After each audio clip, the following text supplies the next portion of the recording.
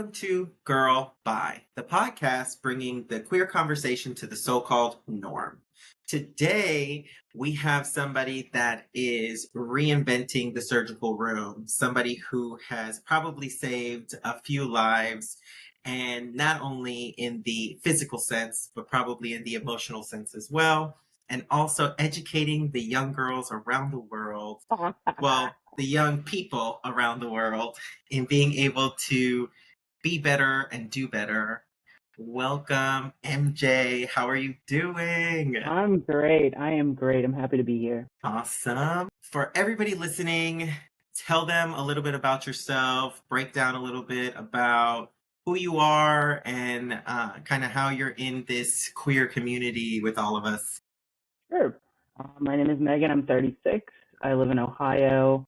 I was born in Texas, so a little bit of a culture shock there when I moved up north, but I've lived here for a long time. My parents divorced when I was 4, so I don't really have a relationship with my dad, so I've not really had a lot of male influence in life. Um, I don't really like to label myself. I put myself in the lesbian box because that's easier for other people to carry around, but I feel like sexuality is kind of fluid, and I don't ever want to shut myself off from a potential person that I might like just because I feel like, oh, I have to live here. You know what I mean? Yeah. And to dive into that just a little bit, I think society makes us kind of choose a label for kind of making them more comfortable about who we are as individuals. And I'm trying to like really open up about people's perspective on what our wants and needs in a sexual context and who we are as individual people are two different Very categories. separate. And I think the thing for a lot of people is being able to like learn that like sexuality and how you identify are two totally different segments. And so thank you for kind of touching on that a little bit, because I think it's so important for people to realize that like people who are transgender or gender fluid or any of these other things, it's not driven by some sort of sexual orientation. Yeah. And I think the one thing that I would love to see happen as time goes on is society remove the sexualization of the queer community, because I think it's weird how they try to say that we are so sexualized ourselves and that like, drag queens are out here just throwing their vaginas all over the place, but I'm like, like why are you so obsessed with me? it Like, what doesn't is your problem? exactly, like, Yeah.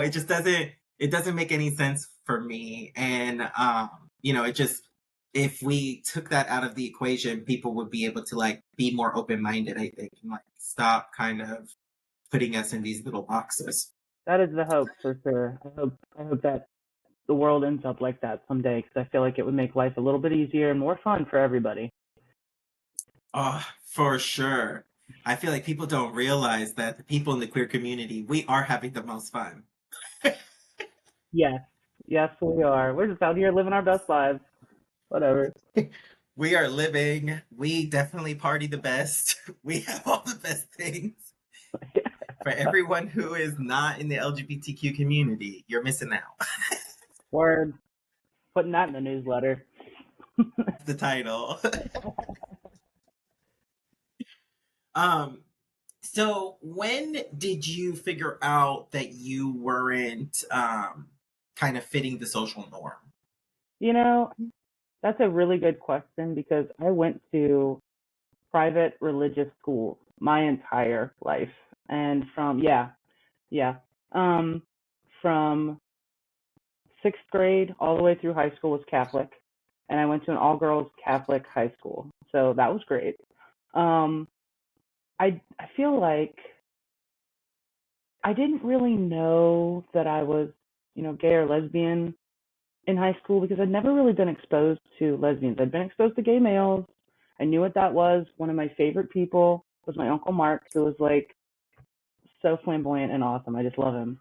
But I had never been exposed to the female version of that. And so like I knew it had to exist, but since I'd never observed it. I'm a very analytical person. I'd never observed it, and therefore it's like, well, how does this work? You know. And I can remember being in high school and feeling differently than I knew that I should, but I wouldn't say that I had like urges or anything. I think that probably my junior year of high school, I really started realizing like, Houston, we might have a problem here.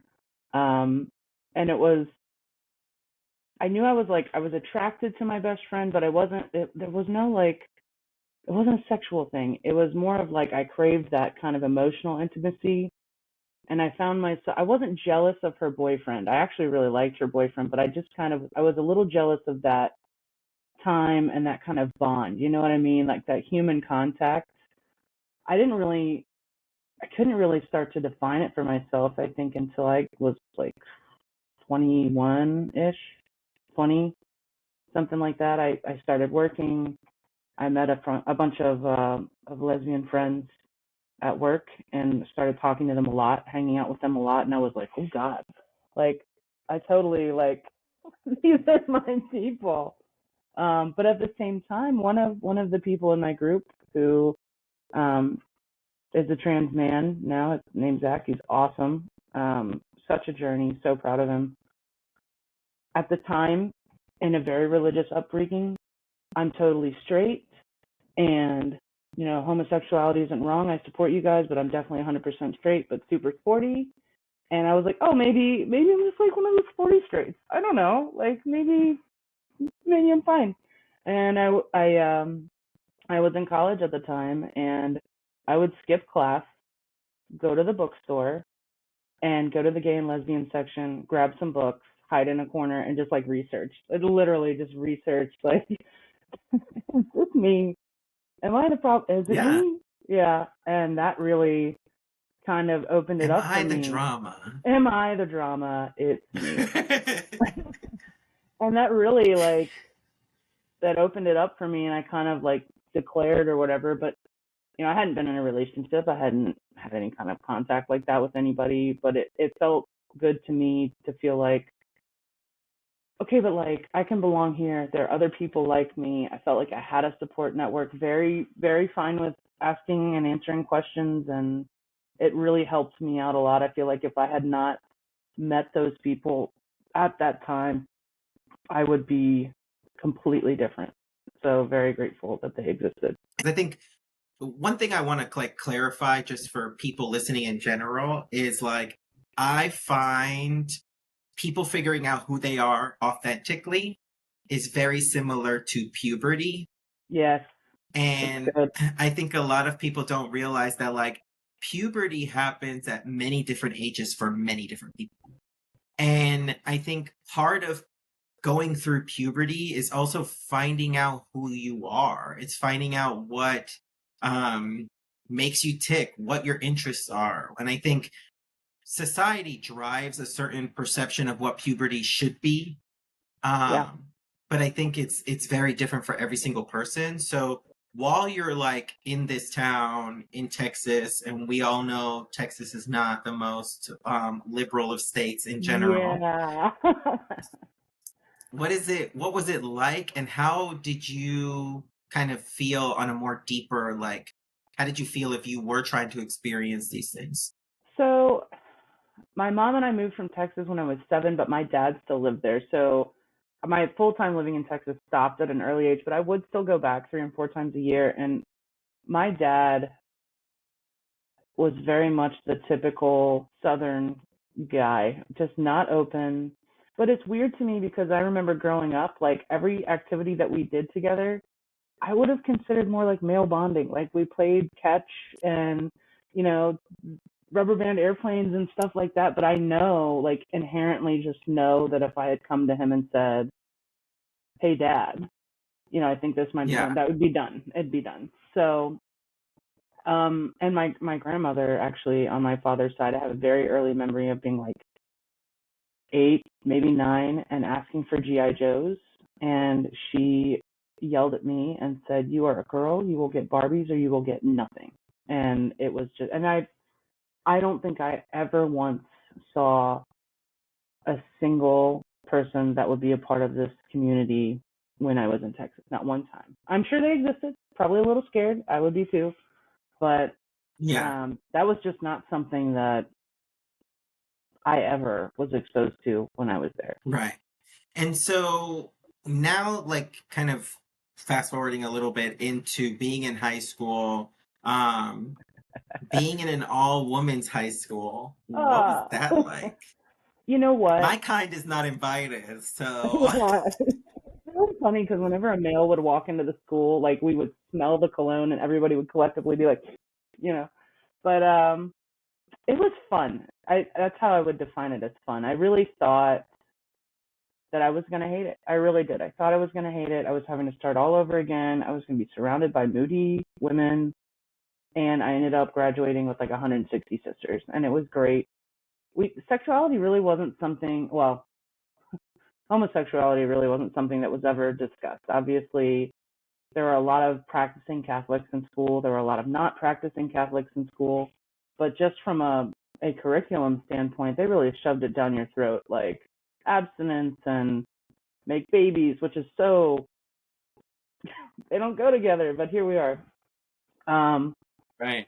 so it was fun for me because I feel like I never, even if I had discovered who I was at that age, I don't feel like I would have been rejected. And actually, now that we've all graduated and moved on with our lives, there are at least 10 of us that I know of that are, married or in long-term relationships and very out and proud. And I love that. I love that feeling like it would have been okay. It would have been, I think, more of a problem for the administration than it would have been for my classmates, for sure. Oh, for sure. And I think that's like one of the things that I find to be the most interesting is like the people with the biggest problems are always like the adults. Yeah. Um, even like with children, I find it really interesting that like you can take a bunch of children from a bunch of different cultures and put them all on a playground and they'll all play with each other exactly the same. Why is that It's so hard as usually adults? until yeah, because it's usually until we get to the point where like the parents have now instilled certain things into their children. And I think a lot of people, and this is going to be something, the last few episodes on this podcast, I know some of the people in the comments are going to eat me alive because some of my things that I have said has been wild. But I truly believe a lot of the stuff that we see young people doing um, that is racist or homophobic or any of that stuff, that comes from what you're taught at home. That's all That learned comes, behavior. yeah, it's all 100% learned behavior. And a lot of the time you'll find that the parents are just as homophobic or just as racist or whatever. And I think when we start really holding parents accountable for like this is something that you're passing down from generation to generation. This is not Hmm. something that's real. And I think Right. that we can really make a lot of change by just opening people's perception. Um, I have so much hope for Generation Alpha. The whole imaginary adversary situation that we have in this country, I know it exists elsewhere, but this is the only experience I have. That whole idea of just hating people just because they're different than you just blows me away. Because if we were all exactly the same, how incredibly boring would that be? I mean, how would you have a conversation if you're all the same? You're having the exact same conversation every day. My God, kill me with a spoon. Like I just cannot. Right. And I think that's another thing that makes me so interested in talking to so many people, because I find it to be so fascinating, people's perception, what people instill in their own homes as their own family culture, what people do in their free time is amazing to me. Like I know, there's people out here that are like huge campers. I find that fascinating. There will be a very bad situation for me to be out in the woods in a tent with Not some about that bugs. life. No. I just don't get it. But like Camper. hearing people's stories and like watching people go out and camp, I find it amazing. I'm like, I can't believe you're willing to sleep on the floor. That's amazing. I'm not a bug person. So it's like be out in the woods, surrounded by all of these insects. You're in their home. Like, I'm like, this is their space. There's no reason for me to be out here. Can I just tell you that I find it hilarious that you bring up the whole bug thing because, like, I do not like bugs. don't like them. If I see a spider, I freak out. Okay, but when I am in a relationship, I like naturally have to ascend to the bug killer persona. Like that becomes my job, and the like fear that I have to try to hide in front of another human being and kill a bug is just like unreal. Like why?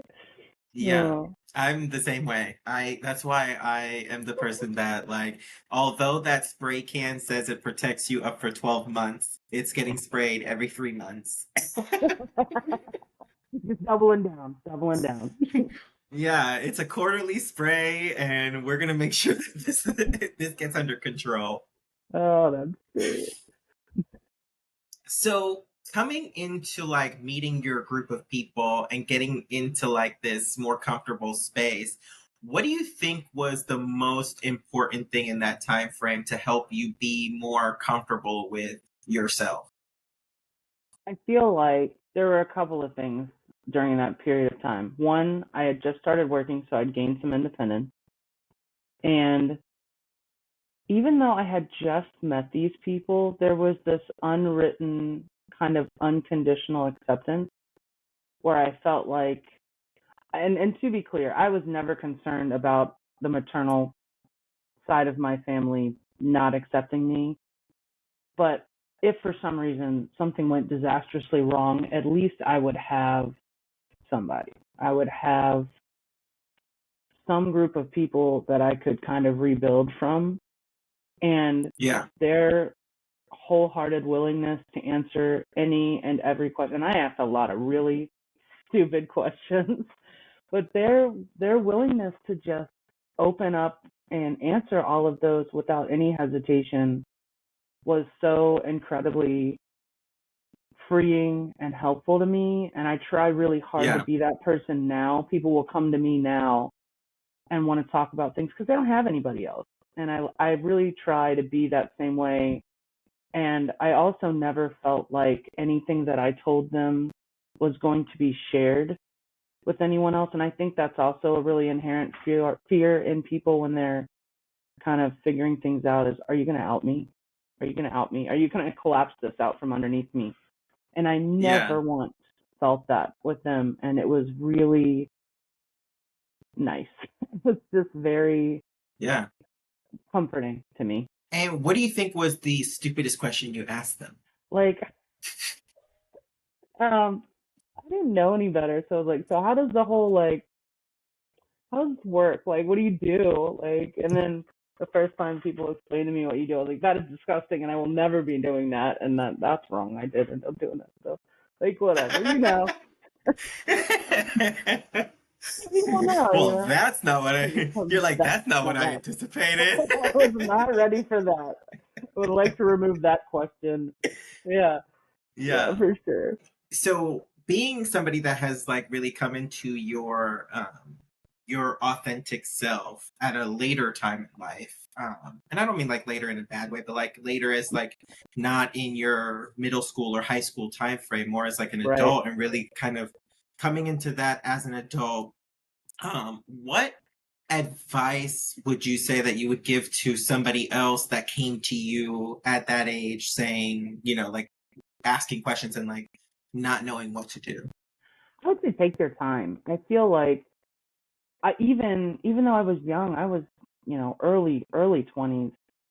Yeah, Immediately started feeling under the gun, and I always kind of felt like I was behind because I hadn't done anything in high school. I hadn't had those relationships. I hadn't had physical experiences, so I already kind of felt behind. And then your biological clock starts ticking, especially in females. I don't know how it works for you guys, but for females, your biological clock starts ticking, and you're like, we all receive this list, I think, when we're growing up of what the expectations are. You're going to grow up, you're going to go to college, you're going to get married, you're going to have kids. And there are all these expectations that weigh on you, even if it's not necessarily what you want. And so, on top of trying to figure out what your place is in this world, you have to try to figure out, well, if this is my place and that doesn't match up with what everybody else wants from me, I still have to accomplish these other things on this list. Like, I have to give them something. And my advice would just be slow down in your own time and you take the wheel. It's your time to take the wheel. and decide what you want your checklist to look like, because my checklist looks very different from what I know my mom's checklist looked like for me. Like I know that she would have loved to have had grandchildren, and the best I can do for her is grandcats. That's the best I can do, you know? So I just take your time. Please don't let anyone else continue to pressure you into feeling like you have to participate in a relationship you're not invested in, pretend to be a way that you're not. You know, I obviously lesbian uniform. I don't like dresses. I don't like girly cut shirts. That's not how I am comfortable. And I was very lucky early on. My mom realized that was just putting me in a dress was just not a thing that was ever going to be successful for her. And she let me live my Right. life. I know a lot of people that were not nearly as fortunate. And so that was something that really helped me during that period of time. As I was already kind of, I guess, androgynous would be the best way to describe how I used to dress.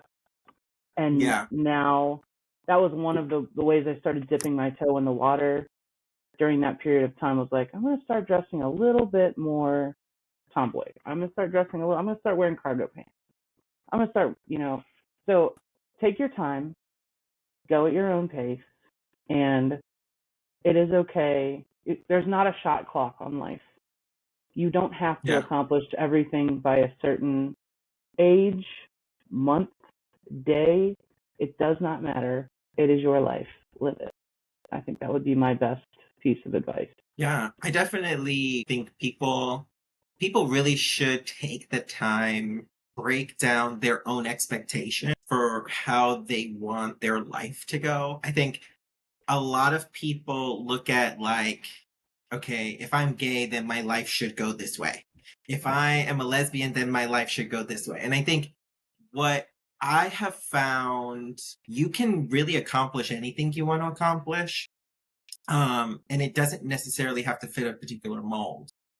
So I always found that like if you're a man and you like to cook, be the best damn cook you can be Right? and make as much money as you possibly can.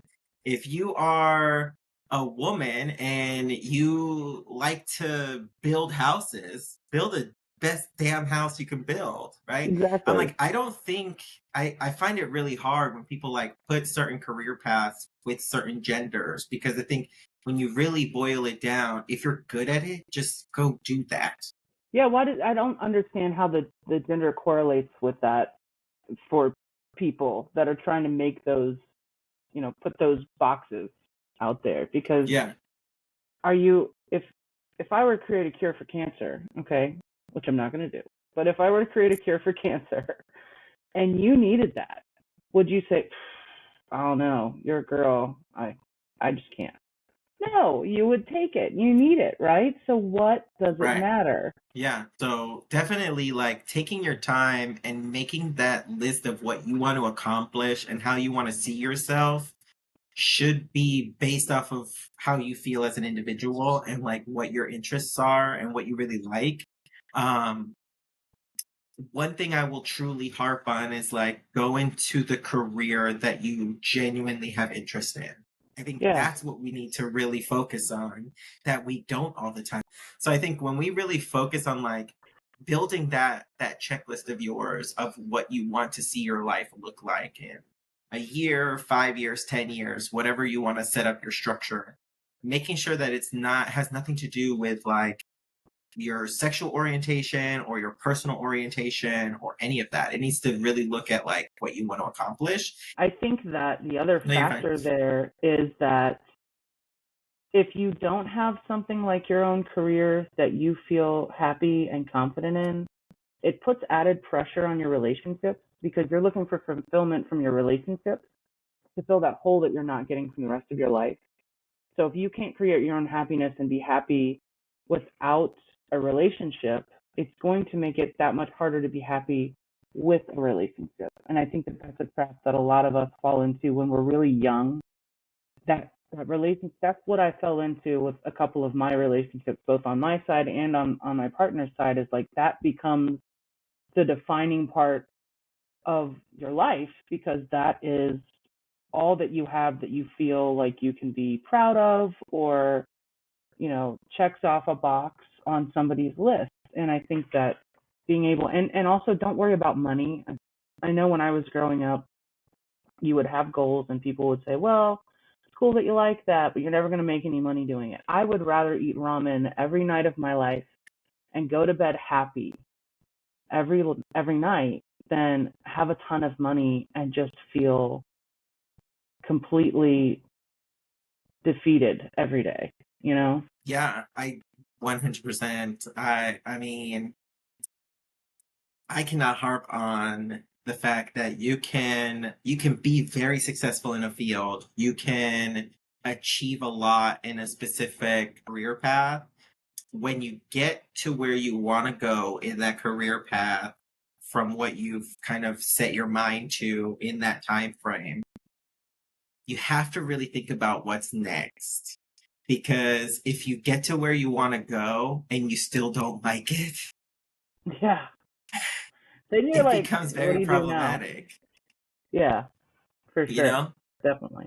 there was a place that I worked, um, and I worked really hard to get a very, very You did. God, I specific watched you and I was like, positions. geez. I was killing myself to get these different jobs, but just really really driving that hope to get to where I wanted to be. And I finally got there and I hated every minute of it. And you're like, this place sucks. Why do I want to come here? Yeah. I'm, Yeah. I'm like, this is terrible. Like, this is not the path that I think people should take. I don't think anybody should work like this. I don't think anybody should work this many hours. I don't think anybody Exactly. should be this invested to a extremely large corporation that doesn't care about you and they will replace you tomorrow. Exactly. Are you living to work or are you working to live?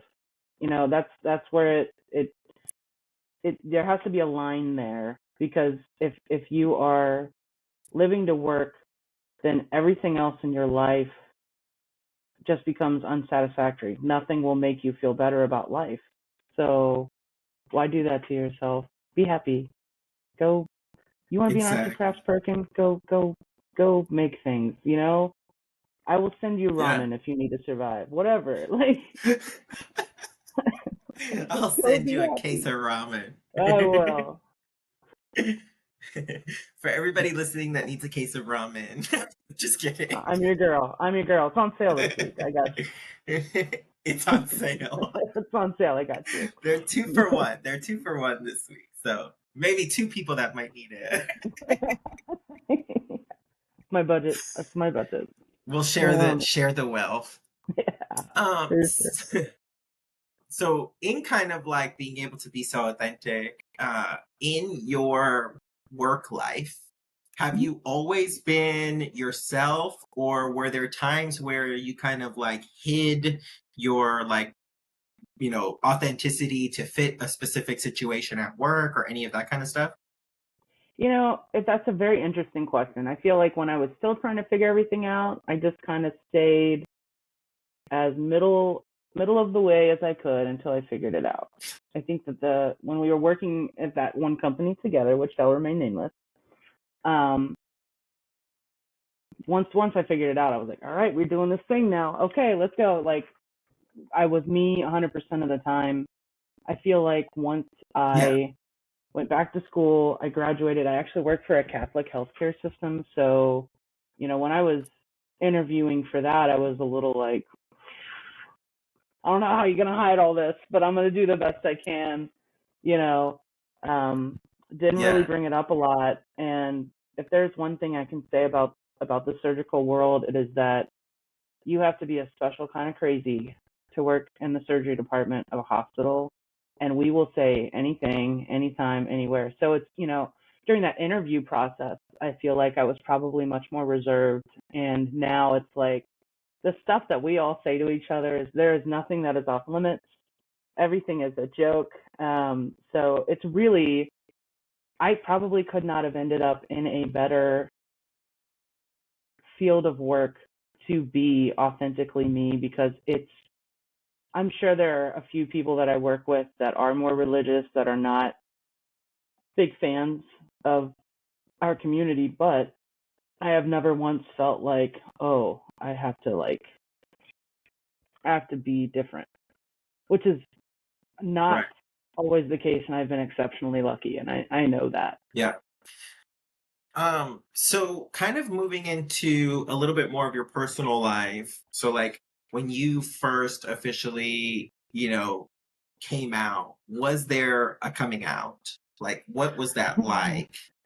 Yes, there was. So I've always told people the hardest part of coming out was actually coming out to myself. Which again, I've listened to your podcast episodes, and I am just like horrified sometimes at the experience that other people have had, because mine was really pretty freaking great. My mom, God, my mom is great.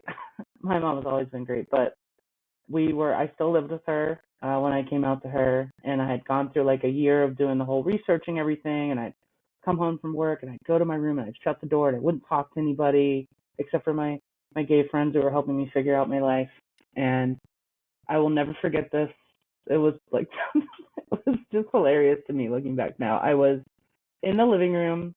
I was playing Guitar Hero or Rock Band, one of the two. I'm in boxer shorts and a wife beater, and I am talking to my mom about my friend that kept swearing up and down she was straight. And I just went to the fireworks with them, and I saw her holding that girl's hand, and I don't know why she can't just tell me she's gay. And my mom looks at me and she goes, "Megan, are you gay?" And I said, "Well, yeah, I think I might be a little bit." And she was like, "Okay." And the next day, she brought home rainbow Twizzlers and said, "I brought you the candy of your people," and slid it across the kitchen counter. And it was just so, I never had a doubt that my mom was going to accept me, but it just sealed the deal and just made it such a positive experience, when I know that statistically speaking, it normally would have been a negative one. And the rest of my family, I mean, I was super tight with my maternal grandparents growing up. I mean, we lived together for a period of time, and I never had to declare to them. I think my grandfather always knew. And when I started dating my first girlfriend, he said to me, I had never told him that I was dating her, but he knew. He was not stupid. And he said, "I'm really glad that you found someone and you're happy."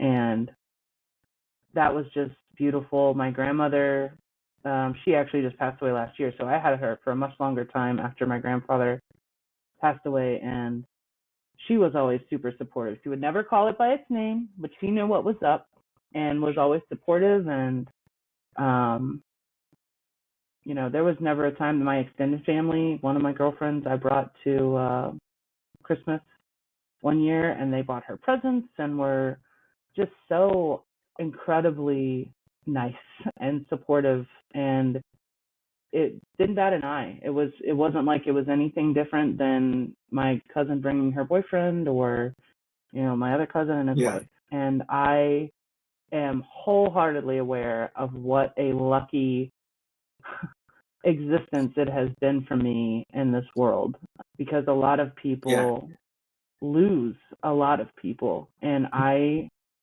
struggle to count on one hand the number of people I have lost purely based on my sexual orientation. So thank you for that. Like, I just Yeah.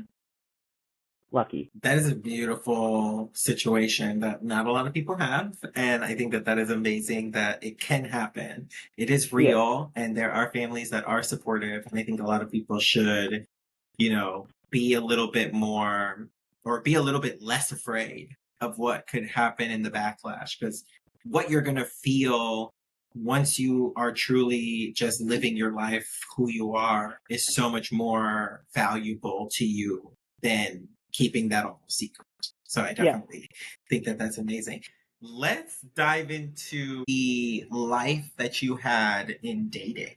Where did you start your dating experience? Like, what was it like? Let's see. I did not have any kind of dating experience or physicality in my life until I was like 24, and I did not initiate it. I would equate myself to a turtle. Like, if I see something scary, I just pop back in my little turtle shell. I'm just not gonna worry about it, and I'll come out when it's safe. I was not looking for anybody. I didn't know what I wanted. I think another thing for me is that I always felt like I didn't want to date or try to date anybody until I felt like I was financially stable enough that I could take them to do all the things I would want to do with them and pay for all the dates and like this. I think I automatically assumed what would be considered to be a typical masculine role in the dating scene. So I was like not even thinking about any of that stuff. I was I gotta get my money right, and I gotta get a place of my own, and like I had this list in my brain of what needed to happen, and I ended up actually dating my best friend at work, which is I can give y'all one piece of advice: don't shit where you eat. Okay, just don't do it. It was a solid 3 years, and it was very accidental for me. We started hanging out. I knew that I liked her, but I wasn't gonna do anything about it. She was married. Um, She was wasn't gonna also do anything. messy. I'm gonna Yeah, say it. She was messy. she was messy. She was a hot mess Yeah. express. Toot toot. Um, but we started hanging out more and more. Her husband worked till like 3 o'clock in the morning. So she had kids. We would take the kids to go do stuff, um, hang out at the park, whatever, and then I would come and hang out and watch TV. And we'd watch Big Brother or whatever. We had these shows that we liked to watch together. And I was like, "This is cool. We're best friends. We're best friends too. It's totally fine." And then one night she like attacked my face, and I was like, "Whoa!" I don't even know. I am not properly trained for this situation. This was not in the books. I don't know what to do. Um, and then I'm 24. I've never had anything happen in my life. So like the next day, I was like, "All right, that's it. We're doing this thing," and it's a thing now. And it just like exploded and turned into this Yeah. 3 year long hot mess. And um, I I don't want to say I regret the relationship because I learned a lot from this relationship about what I am and am not willing to accept from another human being. Really helped me to establish boundaries. It hurt me a Yeah. lot, but it also hurt a lot of other people. I wish that it had happened differently. And I was never expecting my first relationship to be, like the one and successful. It was a very eye-opening experience because on top of it being my first relationship, because we also worked with her family and she was married but then divorced and separated and all of that hot mess. Um, I was the dirty little secret. Like everybody knew what was going on. Nobody was stupid, and I don't like lying. That's not something that comes to me naturally. And her mother would ask Yeah. me incessantly, and I would have to lie, or she would make statements knowing that it would be like, "Man, you're a really good friend." It's like, I want to tell you that's not what this is, but so that was very hard for me because I felt like I'd already sacrificed my moral compass at the start of this relationship, and I'm continually having to do so. I'm continually having to lie. And so Yeah. that was difficult. But I think that the other thing for me is that relationship it was a purely, I don't want to say it was a purely sexual relationship because that's wrong. We still were best friends and we bonded over so many things. The only time I ever felt um, loved or heard "I love you" was when physicality was happening, and that kind of ruined it for me a little bit. That ruined sex for me for a long time because it wasn't an abusive relationship per se, but it felt very. It had that same effect on me, I think, internally. Yeah. So that kind of ruined things for me for a little bit, and it got really messy. She ended up, I shouldn't say cheating on me because she was cheating to begin with, but she cheated on me with the guy she cheated on. So and I found out about it, and I was like, I wasn't trying to be vindictive, but I did go to him and I said, hey, I just want to let you know, this is what's going on. We've both been getting lied to. If you guys want to do this, I fully support you, but I want you to have all the information because clearly you're not going to get it from her. And I would hate to see all of this go down for you again. And we ended up being really good friends. I actually shot photography at his second wedding. So he's a great guy. I love him a lot. Everything she'd ever told me about him was a lie. She had built this hate in me towards him that allowed me to justify everything that was happening because she had lied to me about him consistently. Yeah. So we had that relationship, and then I was single for I think like a year. Once again, found a new friend, started talking, got super close. And so she was also very good friends with my roommate, and so she was coming to stay at our house for a little while, and so that happened, and she was staying there one night, and again, I'm like, I like you, but not gonna do anything about it. I am a turtle. And middle of the night one night, like we're sleeping in the same bed because like who fucking cares, right? Like I don't care, but I'm not gonna do anything. So I'm sleeping, and she like attacks me in the middle of the night, and I'm like, oh my god, what are we doing? Are we really? Is this like a thing? So that ended up happening. We started You really dating. put yourself in a lot of situations to be attacked.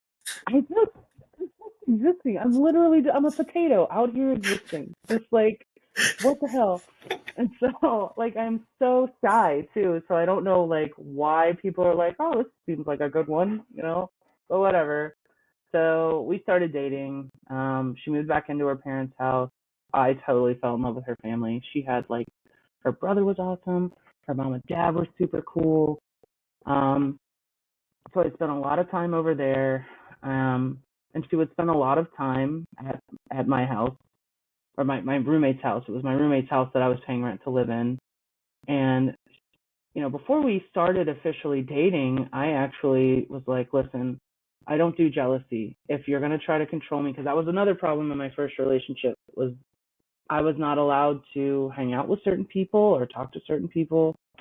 And I was like, I don't do that. If that's the way you're going to be, I need to know, right? I don't get jealous. I'm never jealous. Okay, sure. Bought it. Hook, line, and sinker. Yeah, I know. Don't roll your eyes at me. I know. And so I had been best friends with the person I was living with since we were 13. I mean, we've been best friends since high school. There was nothing there. And she started getting insanely jealous of my roommate. Like, I was not allowed to talk to my roommate. And keep in mind that at this point, she is basically coming and staying every night in this house. And so I Yeah. felt very trapped in this house that I lived in this situation that my roommate and I had both been very excited about. We were so excited to live together, and it just kind of ruined it.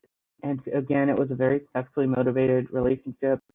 He was one of those people that just needs that constant attention and reassurance. And I can remember getting into an argument with her in Kroger one time. We were walking in, because that's a great place to have an argument. We were walking in, and there was a small child walking in with their parent next to us, and she wanted me to be like all over her, and I just refused to do it. And she got really pissed about it, and she was like, I don't understand why you're ashamed of us. And I said, I am not ashamed of our relationship, but I feel a certain amount of social responsibility here, because what you don't understand, because you've not had to fight this fight, you're young, you don't know any better. This might be the first exposure that this child has to any kind of homosexual relationship, and you're putting their parents in a situation where they're going to have to explain it. And if these happen to be people that are not supportive of that, you've just created a situation for them to start breeding hatred very young. And I would much rather not have to stroke your ego right now and save that potentially for down the road. They can develop their own thoughts about this and then have to deal with outsider perspectives than force Yeah. that situation right now. It just felt like, and I felt like that was a constant problem. Like just there was this constant need, and that's just not. I don't even like when straight people are super PDA with each other. It's like maybe Yeah. not You're buy the not a produce. PDA driven person. Yeah, I feel like maybe not buy the produce. Like just save it for the car. I don't know. So Save it for the car. save it for Not the by car. not not God, by not the apples I want to now purchase damn it. that now have your Not don't spray on smoke my it. bread. So yeah, there was that. And like I said, she was much younger than me. So she was very much a like, when we're not together, you need to be texting, calling, FaceTiming constantly. And I just am not, yeah, like 9 times a day FaceTime. I'm like, I'm not doing anything more interesting than I was 30 minutes ago. Like, I cannot. So it became very exhausting for me. So now, people ask me Yeah. about relationships. We broke up. People ask me about the whole relationships thing, and I'm like, I retired a long time ago. This is just too much for me. I think that what I'm Yeah. looking for now, especially now that I've gotten older, is I need you to have already defined yourself. I think that really a relationship should be something that enhances your life. It doesn't complicate it. And I we need to be able to spend time apart. Give me time to miss you. You know what I mean? I harp on this all the time that if you are still trying to understand who you are as an individual and you are still trying to figure out what it is that makes you happy, it's not a time for you to go find someone to fill the Yeah. gap because you're not sure what the gap is. I find relationship building as a whole, whether it be emotionally, sexually, whatever, should not be a job. Right. I should not feel like I'm at work trying to make this shit happen That's on really, a, yeah. yeah, if I don't want to feel like I made it to work and they gave me a budget that I know is not enough money to make this shit happen and I'm trying to make it happen. Yeah. I That's just don't I don't want to feel like that. I think a lot of the time relationships should be an addition to your life. It should make your yes. life better. Word. Oh my God, yes. Oh my God, yes. I think that, and I don't know what it's like for men, but I have noticed that it's really prevalent among women that they just can't be alone. They can't be alone for more than 5 minutes. If I'm not in a relationship, then I'm looking for the next one. It's almost like you're scared to be alone. And I think for me, I am, and I grew up this way. I like my alone time. It's very important to me. So if I can't find someone that also values their alone time, it's probably never going to work. I don't want to feel like my time is already spoken for 24 hours a day. Just like you just said, it Yeah. should complement your life. It should not make it more complicated. Yeah. And I don't think it's like a male female thing. I think it's more of a personality trait. I Yeah, think that's probably accurate. there are people that are genuinely comfortable with themselves, like they're genuinely happy being alone, and I think there's another group of people that are still trying to figure it out. And Mm, the people that are still trying to figure it out, the easiest way to get yourself to have more self-confidence, feel more positive about yourself, is to have an external person tell you those things. yeah, yeah, And so that's how I find like these two different groups of people kind of live. And I think it's male and female. You'll find men that are the habitual daters, the people that have like, a roster in their phone just to like be like, oh, baby, you're so hot. Meanwhile, all of them are commenting on the same post on Instagram. Like, I think that group of people, they're just still trying to figure it out.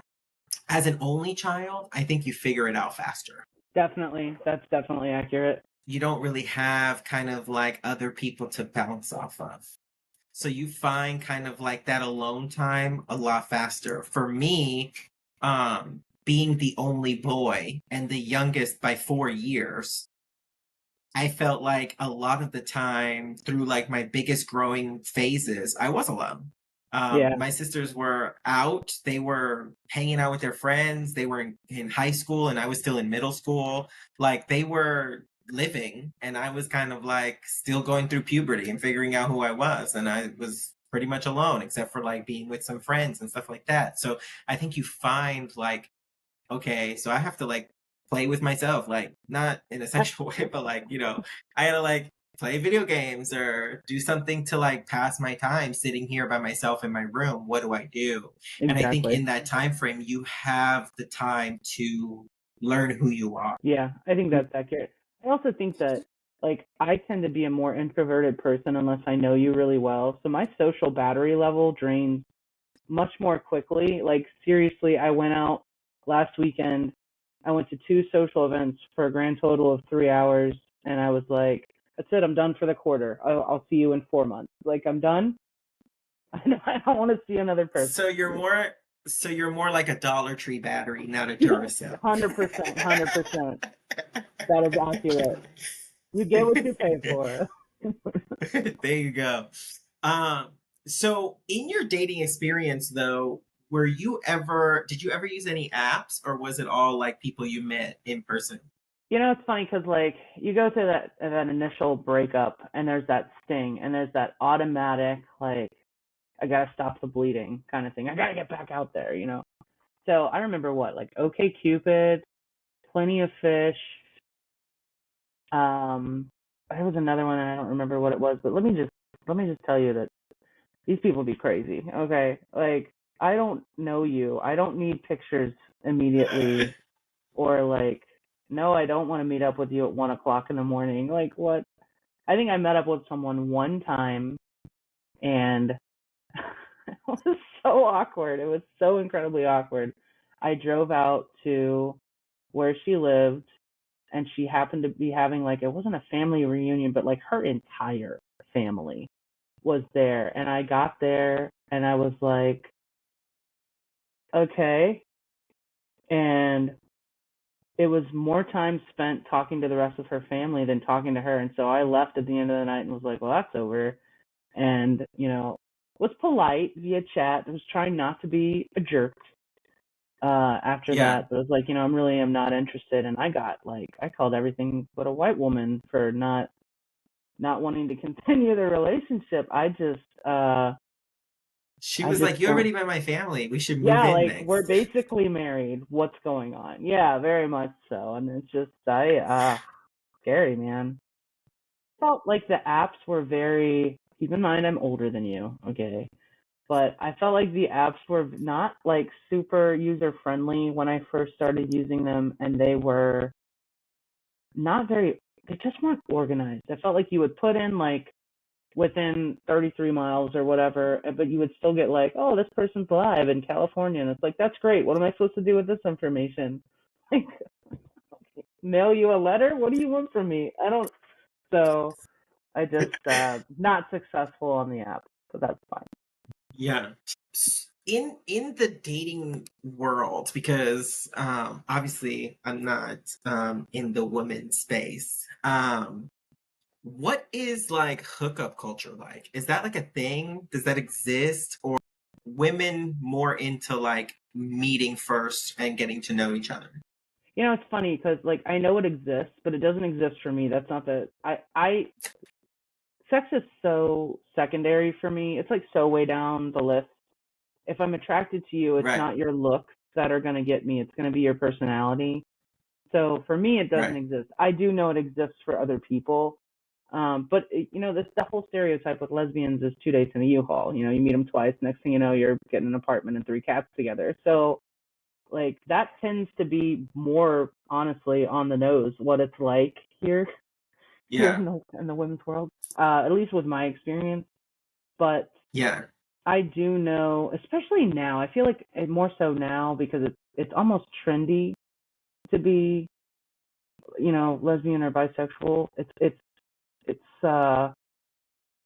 it's happening more, but I think it's happening more amongst young people that are not serious about this as an orientation. It's just to be or queer. It's like the to be or queer kind of like, I'm a little drunk right now, you're a little drunk right now, you look good kind of thing that's happening. But I don't know Yeah, that they would necessarily identify with the LGBTQ community. So, right. and I think it's also very dependent upon where you live and how open that community is, what you can find. Here where I live, there's a little bit of both. Like if you travel a little further south, you're like, don't want to go here. But if you're in Cincinnati, it's fine. I asked that question strictly because in the gay community, there's a huge hookup culture. I do think that there are a lot of people, nobody eat me up in the comments. There are a lot of gay men that they are not necessarily out there hooking up with everybody, yes. But I think as a community, like I've never heard of like a lesbian bathhouse. That's accurate. That's Home Depot. That's where we all hang out. Home Damn, I've been missing Depot. out. I think it's really interesting to see kind of how everybody maneuvers. And I think what we hold at a high value as a community is just really spreading love and just like Correct. minding our own business. Yeah. Everybody's just out to have a good time, I feel like. And I will Yeah, say that I have noticed that within the lesbian portion of the community, for whatever reason, like we all seem to end up knowing each other. So if you slept with this person, they also know this other person. Did you ever watch The L Word? Did you? Yes. Please say yes. It was such a good yes, show. The chart yes, that existed in The L Word is like so yes, totally accurate. So I think also as we age, like when I was younger, I loved going to like Adonis, and there were several gay clubs out here that don't exist anymore, which I think is another part of the problem. But as yeah, we've gotten older, I think we tend to lean more towards the I just don't want anybody to disturb my peace. Like I've finally gotten my shit together. I have a house, I have a job, I have, you know, whatever it may be, and I just don't need someone coming in here and yeah, disturbing my peace. So I think that as we age, we start to get a little bit more selective about it too. But definitely younger, there is a hookup culture there for sure. yeah. I guess I was just really wanting to know more if there was a lesbian bathhouse. I'll see what I can find for you. I'll see what I can. Yeah. Anybody listening that might be a lesbian, are there lesbian bathhouses? If there are, please sponsor. I would love to maybe like a Scissor Sisters or um Yeah. the it would be really cool somebody to name something like the Scissor Spa. You know what I mean? And it would be like a pair of scissors, but the word spa like in between the two blades. That would be so smart, right? Oh my I'm God, just that saying. would be great. You should get Saying. on that. I'm gonna insert fake logo right here. Please do it. Please do. If you're listening to the podcast, go over to YouTube and I will insert a photo of what I'm talking about. Would be a great logo for He's got like a business a plan and really good everything spa. already. I mean, I think it would be really great because I think with and maybe this is a lot to share on the internet, but who cares? I think with a gay bathhouse, the spa amenities is not really like the driver of these types of locations. Where I feel like a lesbian spa would be strictly about the spa. Yeah, It would be yeah. strictly about like the experience of like what it would be like walking through the door throughout your entire like experience being there. I feel like it would be like a 3D submersive feeling.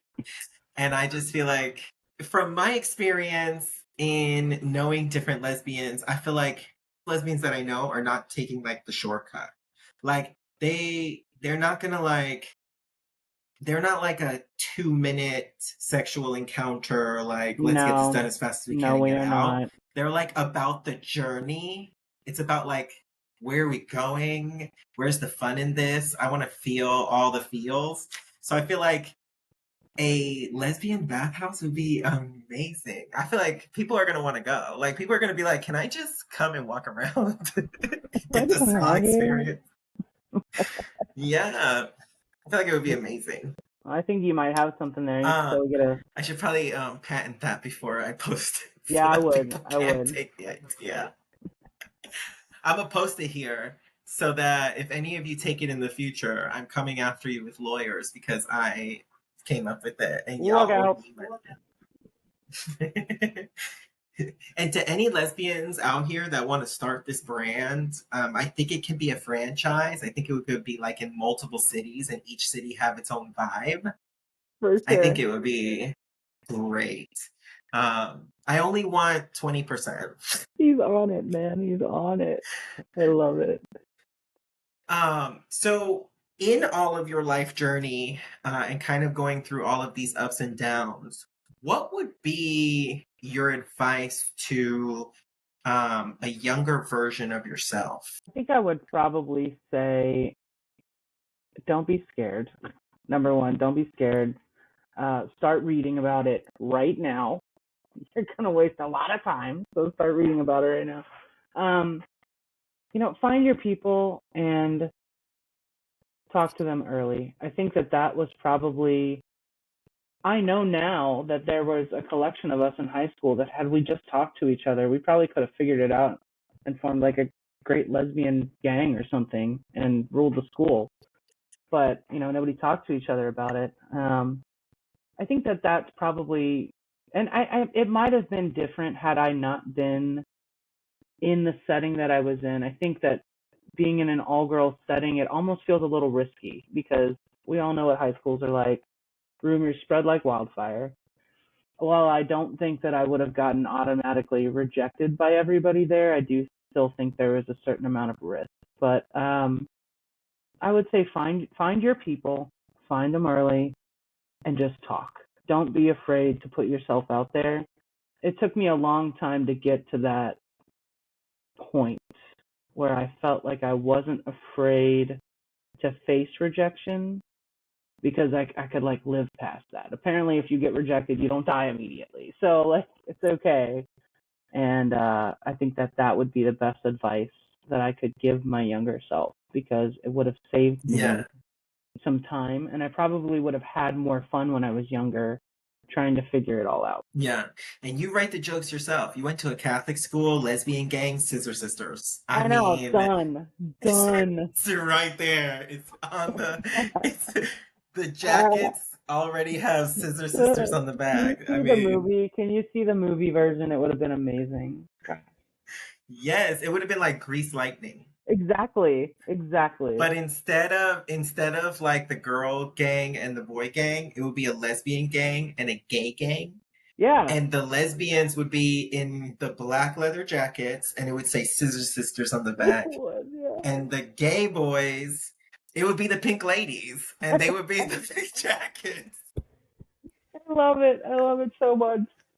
We need to make this happen. I I'm don't just care if it saying. happened for real or not. It's got to be a movie now. For real. And then you take them to like, cause I know like back in the day, maybe not so much like in the later years, but I know like back in history, they would take like the Catholic school girls and the all boys school and take them to like do Mixers. events where they're like mixers.